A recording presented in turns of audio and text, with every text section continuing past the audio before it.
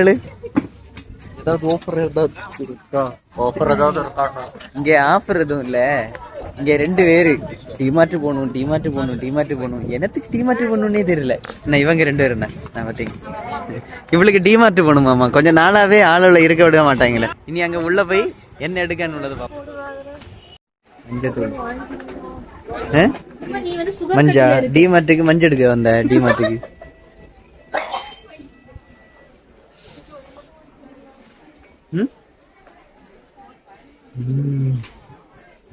எல்லாம் கிடக்கு.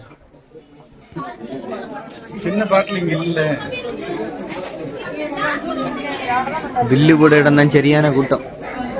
திங்ஸ் கூட வாங்கினா பில்லு தான் போட முடியாது போல.